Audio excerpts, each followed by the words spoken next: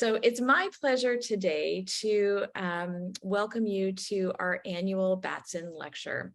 Trent Batson was the founder of ABLE, and by 2009, he had managed to create a professional organization, the Association for Authentic, Experiential, and Evidence-Based Learning. And this was at a time when there wasn't a professional organization, and he really recognized that there was a need to bring people together to have shared conversation and community around the use of e-portfolios, primarily in higher education, although we have spoken about K-12 over the years as well. It's really thanks to Trent that all of us are here, and we miss him since he's retired, but I'm hoping he's, if not able to join us today, that he will at least get to see this recording. This annual lecture is a way to commemorate his important guidance in the ePortfolio community and at ABLE, and to really recognize experts in the field who are continuing and have historically contributed to our broader ePortfolio community of practice. This year's Batson Lecture is being delivered by Kathleen Blake Yancey, or Kathy, as she's known to many. Kathy is the Kellogg Hunt Professor of English and Distinguished Research Professor Emerita at Florida State University. She specializes in writing studies, in studies of writing transfer, and in portfolio theory and practice. She served as president and chair of major U.S. literacy organizations, including the Council of Writing Program Administrators, the Conference on College Composition and Communication, and the National Council of Teachers of English. And with Barbara Cambridge and Darren Cambridge, she led the International Coalition for Electronic Portfolio Research for over 10 years. And that was an amazing experience, I can say, as someone who got to attend with a team from my university. She's also active in national assessment and portfolio efforts, serving as a steering committee member of the AAC&U Value Project, as a member of the board for ABLE, and a faculty member for the WASC Assessment Leadership Academy and the 2022 AAC&U ePortfolio Institute. She's the author or co-author of over 100 refereed articles and book chapters, and is also the author, editor, co-editor of 16 scholarly books. Her first book, the 1992 edited collection, Portfolios in the Writing Classroom, reviews different models of print portfolios supporting students in high school and college classrooms. Her most recent book, the 2019 ePortfolio as Curriculum, maps a range of curricular models of ePortfolio fostering portfolio literacy in higher education contexts. The recipient of multiple awards, she's turning her attention today to the ways we might adjust ePortfolio assessment practices in order to support the development of student authority, expertise, and identity. It is my honor and privilege to welcome my friend and colleague, Kathy Yancey, to the stage to deliver the lecture. Thanks for joining us, Kathy. Oh, you're muted. I am. and my thanks will be better heard if I unmute myself. So thank you very much for the lovely introduction, Tracy. Thanks to the ABLE board for the invitation to present the Batson Lecture. It's really an honor, and I'm honored to be asked. And thanks all of you for attending.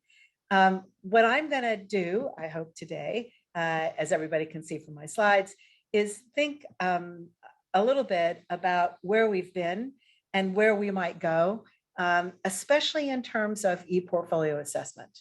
And I'm going to begin by telling you a small story that has everything to do with why I'm here today. In 1979, as you can see from the slide, I was at Purdue University working on my doctorate. It was actually in an English department, so you might wonder why I have a German page up. And the quick answer to that is that German was the language I was using for my PhD. And I use the term using for my PhD pretty loosely because I wasn't doing very well. The way it worked is you took a class, and if you passed the class and the test at the end of the class, then you had satisfied your requirement. And suffice it to say that my attitude was not very positive. This was not a requirement I wanted to meet. This was not something I really wanted to do, but it was something that I had to do. And this was all further demonstrated by the first test that I took, which earned me an F. And I can tell you that earning an F, Christina's eyes just got bigger. Oh yes, I did it all by myself, an F. And I, I was a graduate student. I was a PhD student at that point, and I knew that Fs were not going to get you where you needed to go. Fortunately for me, I went to the instructor, who's a very good instructor, and who was able to see all the things I was doing wrong, things that I should have known. For instance, as you probably know, in German, the verb usually comes at the end of the sentence. So I could stop looking all the other places in the sentence where it might be because it's at the end. Who knew? Well, he knew, then I knew. And over the course of the term, my F turned into a D, turned into a C, turned into a B, turned into an A, okay? And all you really needed on your transcript was, a pass or fail. But for some reason, the registrar's office, I think, had made a mistake. And I had the grade on my transcript, and the grade was an A. And I thought, how can it be an A? I mean, this is what I started out with. This is on a good day, this is a C plus. It can't possibly be an A. But it turns out he didn't average the grades.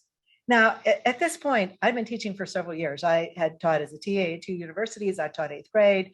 And it had never occurred to me that you couldn't average grades. I just thought, the sun rises and you average grades.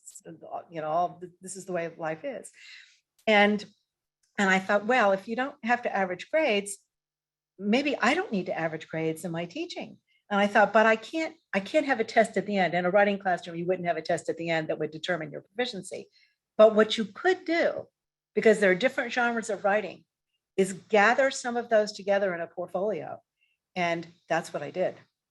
So in 1979, I had a print portfolio, and I can tell you that it scared me to death.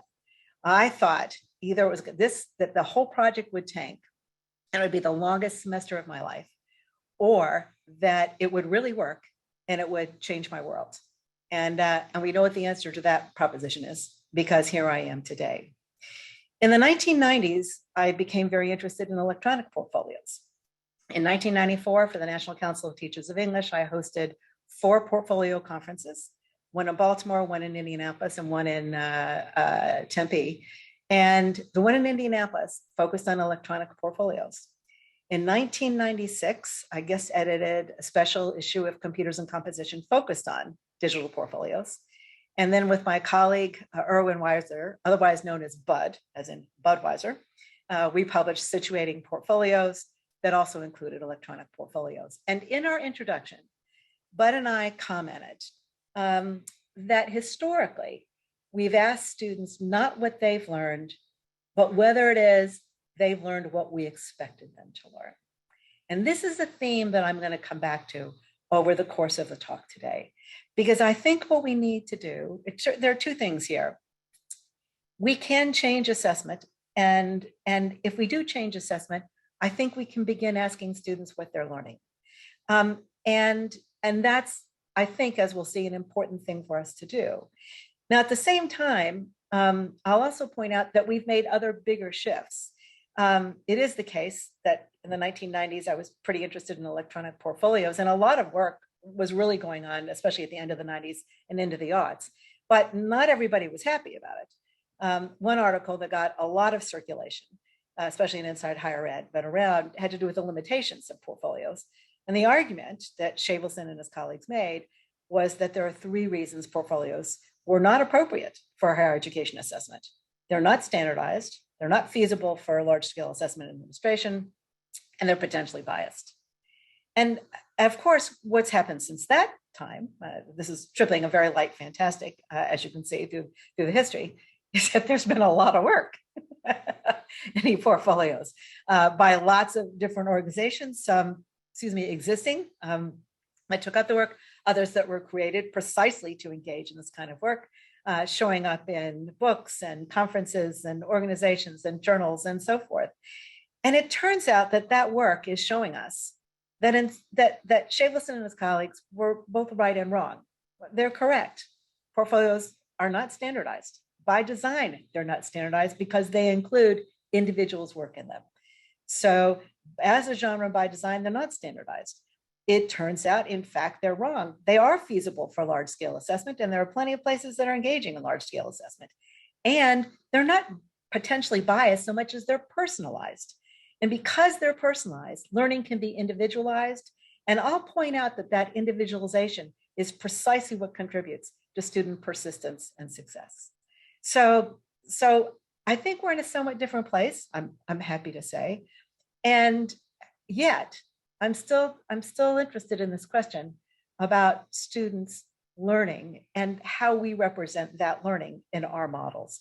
So to think about that question, I'm going to look at 3 different models of ePortfolio today.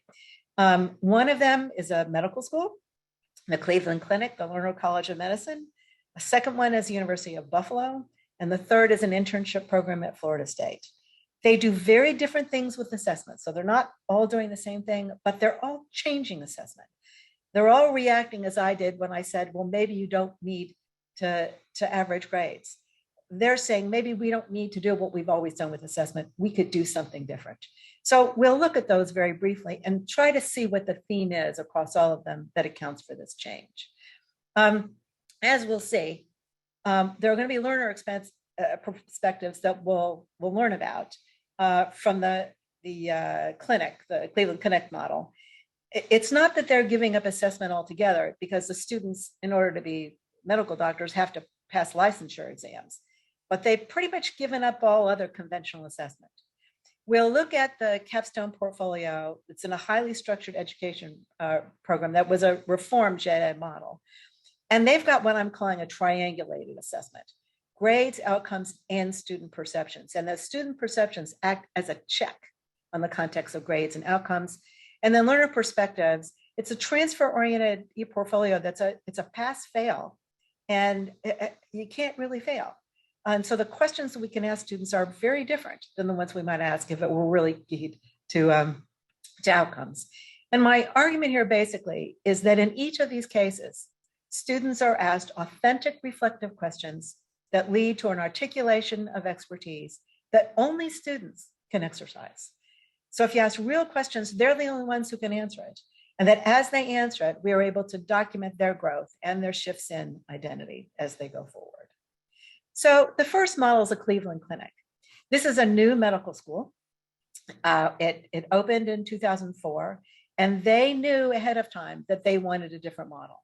So it's a problem-based, portfolio-based medical school that's really focused on developing doctors who are going to be reflective practitioners.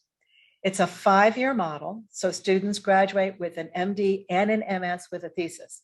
So it's unlike a PhD program. There are, as you may know, there are MD and PhD programs.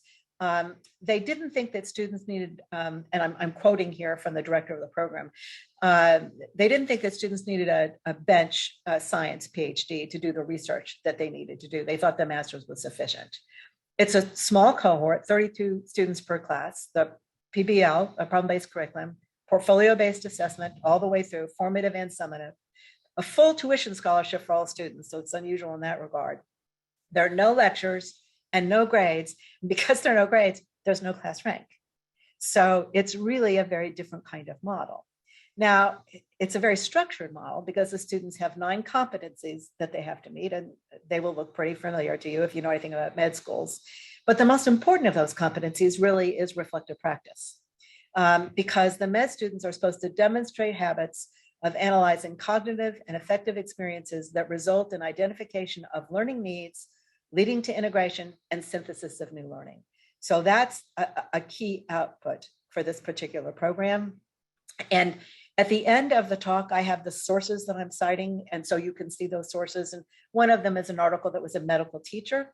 And you can see here, just by looking very briefly at the graph, that each of the components, the research curriculum, the organ system, the clinical curriculum, and so on, has different kinds of work, whether it's a lab report or an essay that they have to write, a presentation they have to do, that all of their competencies are accounted for, that in year 1 and year 2, they spend a lot of time doing formative portfolios.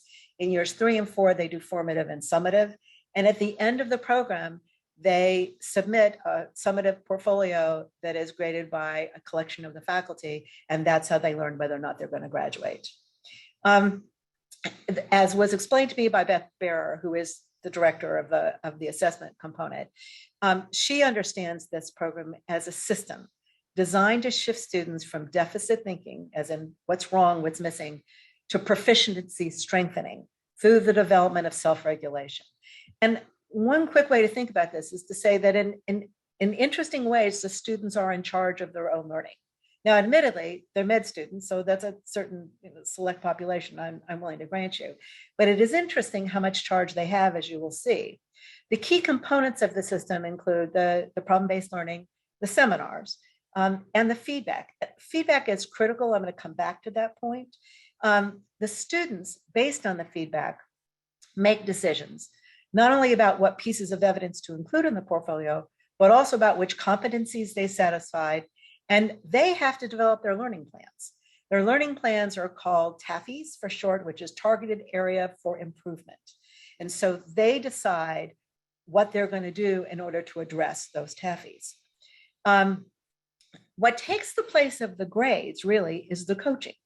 And there's serious coaching by faculty advisors, but also really in terms of peer review, there's coaching by peers because these students get peer reviews, but they give peer reviews to each other. And part of the process of creating the portfolio is looking at all the peer reviews and deciding what seems to be working, what's really not working, and what they need to do next. And of course, in order for this system to work, there's a lot of faculty development because the medical faculty have to learn how to provide this kind of feedback to the students in the system. Another way to think about it then is to say that this is a process portfolio, very oriented to evidence of students' progress. It's definitely an electronic portfolio, so there's tagging functionality, for example, the ability to sort artifacts, do all the kinds of things that you would want to be able to do, especially as you're engaging in this model reiteratively over time. And then what happens is that the students share the portfolio with the physicians' advisors and work with them as they create both the formative and the summative portfolios. Now, all of that is not to say that there aren't challenges. There are. The students, not surprisingly, find that going without grades, it really, and we're going to hear a quote from a student momentarily, going without grades is really hard. They've had grades their entire lives. Grades have told them how well they're doing. All of a sudden, they don't have grades. Thinking about developmental needs as opportunities rather than as deficits or as failure is also really a challenge, especially for this group of students because they're fairly competitive, not surprisingly. That's how they got into medical school. Learning how to give and use feedback, which is critical because if the feedback that you get and the feedback that you give and your use of the feedback is not helpful, then you basically would stall on the program because it's all oriented to feedback. Making decisions about which evidence to include in the portfolio. And then what the director tells me is creating the learning plan is the most difficult challenge for these students. But the interesting thing is that they are creating a learning plan. That's what I mean when I say that they're pretty much in charge of their own curriculum because they decide within that curricular framework what's going to happen next. To hear from the students themselves, you can see the kinds of comments they made. This particular student talks about being used to having letters or numbers that quantify his or her achievement. And then what happens when feedback starts arriving instead of those single symbols, the students' attempts at interpretation were simply overwhelming. And I'll remind us that at the student panel we saw yesterday, the students talked about beginning portfolios being overwhelming. I think for portfolio practice, there's a kind of overwhelmingness at the beginning of e-portfolio practice. And in the context of the practices that help us create portfolios, I think overwhelmingness is part of it. I think it's an uncharted developmental growth, I'll just say as a kind of sidebar.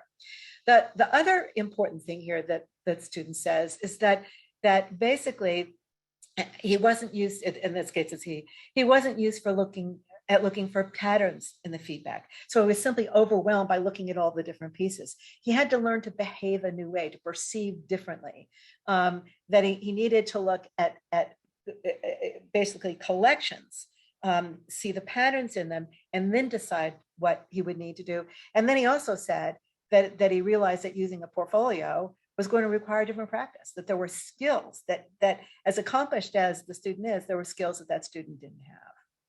Another student talks again about the feedback and getting used to the idea that you could never say that you were good enough. Because while one feedback or one piece of feedback might say you were doing well, the next one would say there are always areas that need improvement. So being used to that sort of state of ambiguity where there's always going to be something that you need to work on, but getting used to the feedback and receiving it, and then understanding that it's the feedback is the beginning, not the end of the reflective process, that the comments were really starting points for further reflection. And then the other thing the student talks about is the ability to give others feedback, and to do that in an honest and yet respectful way, and how important that has been in the student's development.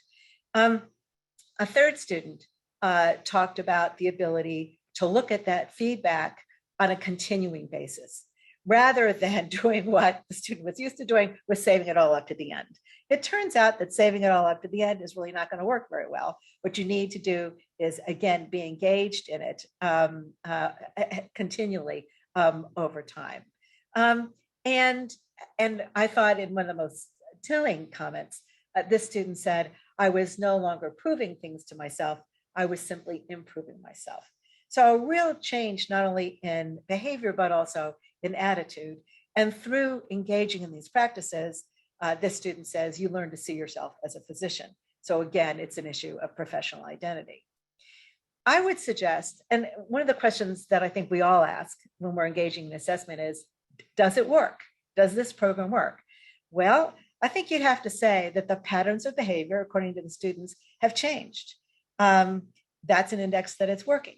They're not only the patterns of behavior, but really their attitudes have changed. The students complete medical school. You can't really count that very much, because when you go back and look at medical school completion, medical school students finish. So that's not necessarily as important as it might be in another context. But another question, and I did ask the director of this, which is sort of a rude question. It's sort of like asking a farmer how many acres they farm, or someone how much money they make. But I did ask, I said, how do your students match? Meaning, how do they do in terms of securing residencies? And she looked at me and she said, they match well. I said, okay, that's good to know. Because as somebody's interested in assessment, I believe in trusting and verifying. I went and looked at some other, because match lists are public. If you start looking at medical schools, you will find that. And it turns out the places where those students are matching are places where students at Ivies are matching. I will tell you. So I think they do match well. Of course, at the end of the day, for me, the question is, are these doctors going to be reflective practitioners? And what does that mean in medical practice? Because that's really the end game. And good on them. This is a medical school that studies its own practices. I've got a laundry list of citations that Beth shared with me. And they are taking up that question right now. And in fact, they have an article that's in circulation. So I hope that'll be available soon, because I hope that this program is doing what they hope it does. So that's one model. A second model that's very different is an undergraduate general education capstone e-portfolio at the University of Buffalo. Very large large scale assessment process. If you look at it, in some ways, it's really a very simple kind of structure. The students create the portfolio in 2 courses in their first year, a first year seminar and a first year comp. And then, they have 2 pathways, each of which has selected options that they have to complete. And then it culminates, comes together in this capstone, 1 credit capstone, where they create an e-portfolio. A fuller representation of the program looks like this, but that gives you some idea of what's involved in this particular program. It was also part of a general education reform. So like the med school, which was a new program, really trying to do something different. This isn't a new school, but it is a new general education program, and they really are trying to do something different. And they have 6 outcomes. As you look at the outcomes, you'll see that they're really not about content. They're really about understanding, about making connections, about transferring, about developing an evolving sense of self as learner, about using different forms of communication to share all this, and ultimately becoming a digital citizenship, which requires certain kinds of technological skill. In the capstone course itself, students create the kinds of portfolio pieces, some of which are very familiar and some of which are not. So a personalized homepage, that's pretty familiar. University of Buffalo curriculum artifacts, that's familiar. A learning philosophy statement, I would argue, is not so familiar. And its analog would be a teaching philosophy statement. And you can see that it's defined here as a critical reflection on a student as a learner, and how a student has evolved or changed as a learner during their time at the University of Buffalo.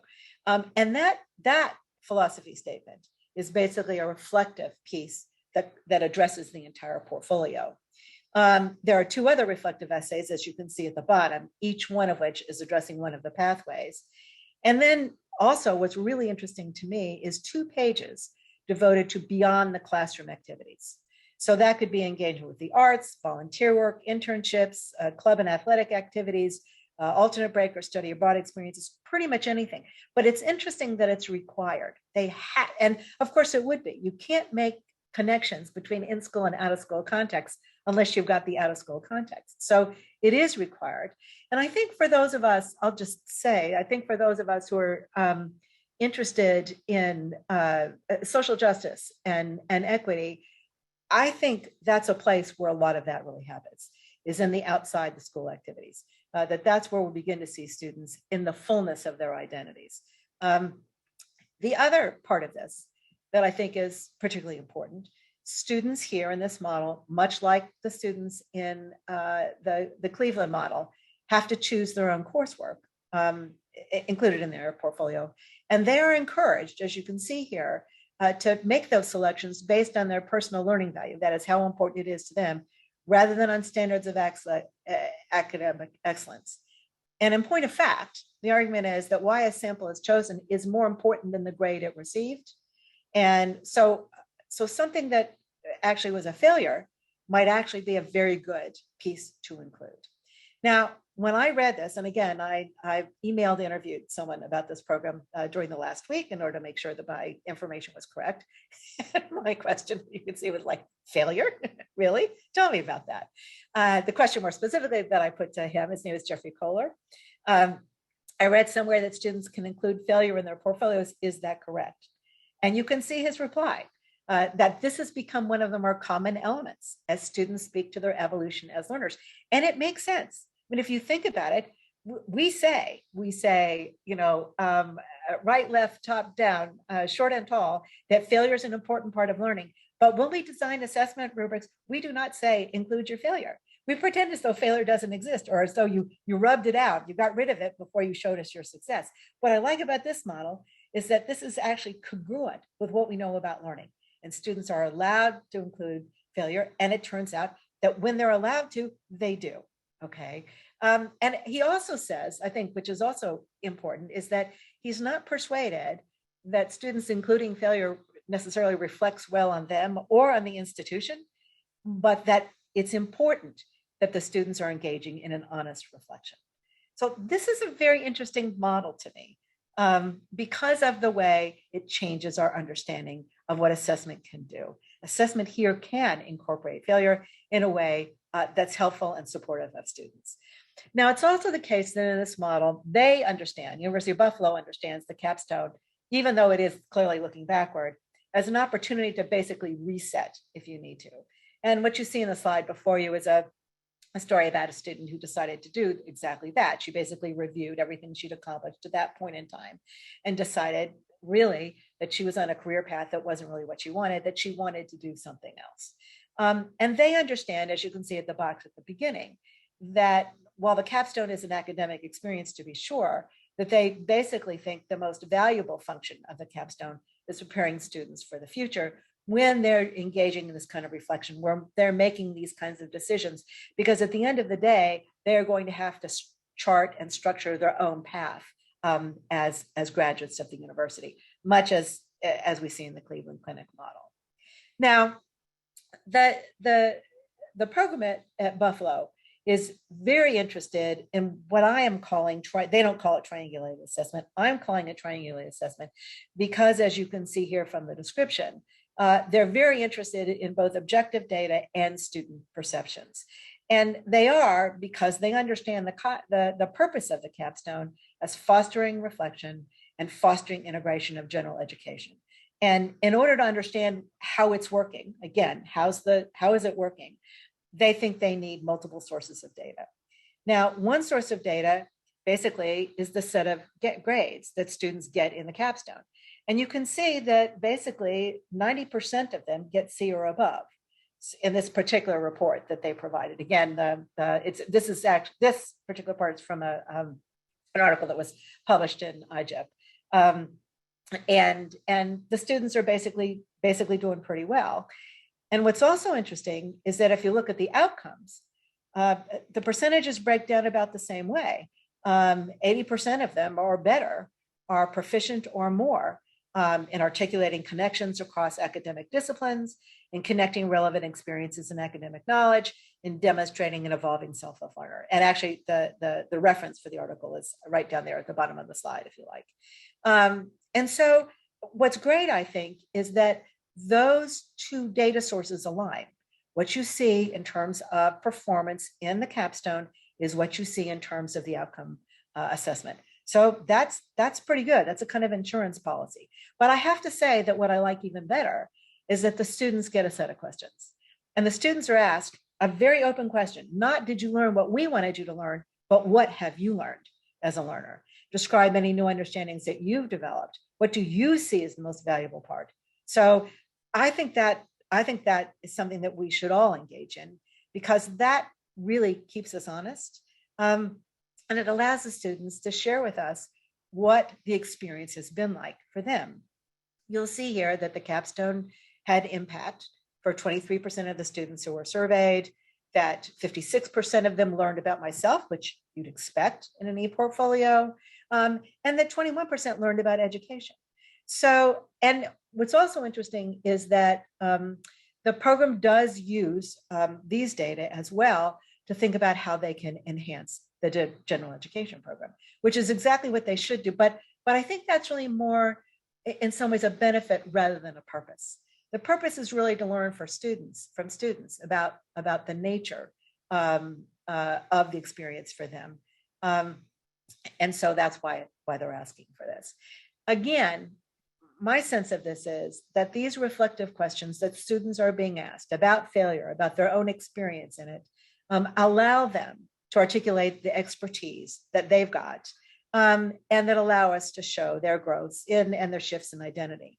And I think they're doing it in this particular model by really emphasizing integration, and that's why I've got, the integration in lowercase, but then the integration all in uppercase, because to my mind, that's the fullest notion of integration, where students choose what the sites are that will provide artifacts that will be integrated into the portfolio as they are integrated into their lives.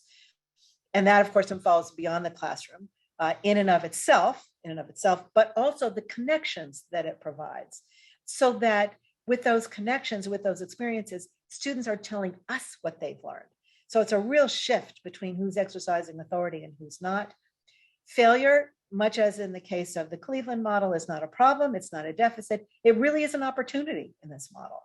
So we're making good on our maxim that failure is part of learning. And of course, students are able to exercise, I think, what is an appropriate authority.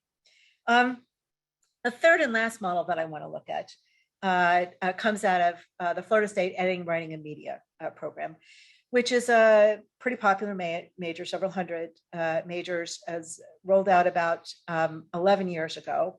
It's a fairly structured major. There are 3 gateway courses and then a selection of options. All students have to take an internship. It's honestly, the bar is low for what they have to do. It's 3 hours of course credit for 12 hours of work a week. They have to write 600 words or edit 900 words. Now, I will say again, as a sidebar, that in the world of social media, words, that's not a very good unit of analysis for what someone's doing, because social media is visual as much as it is verbal, perhaps more so. So we need to do something about that measure. I'll just point out. The internships are graded satisfactory or unsatisfactory, but honestly, you almost have to work to fail. Now, I actually did work with a student who was in danger of failing, who got an incomplete, didn't fail, got the student finished. But assuming that you do a thorough final portfolio, that is, you include all the component parts, and you need to have a letter from your internship preceptor says that the experience went okay, that's all you need to do. These are the kinds of projects that students take up. everything from marketing materials to basically working on a book manuscript, a lot of social media, and a fair amount of editing, actually. And the students actually really like editing, which is pretty interesting. And in this case, so this model had been around for a while. I have to say, as somebody who now and again to look at some of these portfolios, it wasn't within my responsibilities, but I care enormously about this particular program. I was very unhappy with the reflection, very unhappy. And the description of what the reflection essay is not will tell you why I wasn't happy. So the reflective essay is not a description of day-to-day activities. It is not an evaluation of your internship site or supervisor. It is not a recommendation to other students. And it is not a laundry list of items you completed. It is not a superficial account of the semester, and it is not a work log. And basically, that's what we got. Now, I have to say, that's not on the students, that's on us. Our prompt didn't do any better than that, and that's why we got what we got. But that's, that just is a prompt for us to do better. So we began to think better, the internship coordinator and I thought a little bit about how we might change the questions so that we actually engage students in something meaningful, which they can afford to do because they're going to pass this internship. So let's ask them something that really allows them to make meaning. I mean, so what do we want to know? And why do we want to know it? What can students contribute to our understanding of the internship? They're the ones completing them. They're the ones who are going to have the knowledge to do that. What theory might we call on in terms of developing reflective questions? And what we finally decided to do in large part was to draw on transfer theory, which has to do with how you support students in taking what they know and can do in one setting and use it in another. And what we did as a consequence was develop, as you will see, a very limited set of questions key to the transition space that goes back and forth between the classroom and the internship, because while they're taking the internship, they're also engaged in classes. So here are the 5 questions, and you will see that they're progressive. We do ask that students think about how their writing in school is like their writing in the internship. Then we ask them to flip the coin and ask them how it's unlike. We ask them then about their current definition of writing based on these experiences. And we hope that the internship has affected their personal, intellectual, civic, and professional development. But because reflection, the thing about reflection is that students really think that it's totally backward looking, and it's really not. Reflection is really oriented to the future. So we wanted to close with a future-oriented question that said, how have you used or how will you use what you've learned about the internship in the future? And I, as I've indicated, I really care about this. And so I'm doing a case study to find out, how's it working? Is it working? I mean, what's happening here? It's a very small case study. It's a small N, 12 students, 1 male, 11 female, half students of color. Many are double majors, but we have a lot of double majors at FSU, so that's not unusual. All of these students completed at least 1 internship in the last academic year. 2 of them completed 2. And I have to go back and check. 3 or 4 of them are continuing on the same internship that they engaged in the spring. So that would be, again, I think, a measure of success. The internships are both on campus. One of them did an internship in 2 of them actually did internships in the Reading and Writing Center. One of them actually worked out of the FSU president's communication office and managed social media for the president of FSU. Who knew? Yes. And then off campus, one of them worked for a film company, another one worked for the city of Tallahassee, another one worked for a marketing firm, and so on. I'll say that just generally to give you sort of a characterization of their experience, they, to a person, have found the internship as an experience in affect, especially in terms of building their confidence. They have found that it was challenging to work in the real world, but that it was really affirming because they learned so much. They really appreciate the tasks and the roles that they took up. And what's really interesting is that it wasn't so much that other people told them they did well, as it was that texts that they produced circulated widely with many audiences. And that validated them as an editor or as a writer. So it's real world. There's no proxy there, which I think is pretty interesting. And then, of course, a shift of identity, as you'll see from some quotes. So we did ask students, as I've indicated, about similarities and differences. And this student worked for the city of Tallahassee. And you can see, as she says, there's little or no structure at the city, which is a stark contrast from my experience at the university. Professors tend to have specific requests for editing styles and conventions and format and appearance. At my internship, I am often given no instructions and only the bigger picture and told my creativity is appreciated, which you have the feeling she's not told that at school. So she's much more in charge of what she has to do there. But it's also the same. You can see she talks about using Word documents in the same way that she used in class, and that she saw that she could carry that over to the city and that would be very helpful. And you'll also see that she's learned new ways of editing that allow her to edit someone's voice without taking that voice away from the person. So becoming a more proficient and sophisticated editor. Like the med school students, these students find that there are challenges. This particular student worked for the film company. And this student, I think like many of our students in the major, he understood himself as he's the writer of his own particular project. And so he manages all of it and it's got his name all over it. Well, guess what? This was a collaborative writing environment. So what he had to do, he could begin the first draft of the project and then he had to let it go. He had to send it on to somebody else who was then going to carry it forward. It was difficult for him to grasp, but I think also difficult emotionally because he had to let go of his own writing.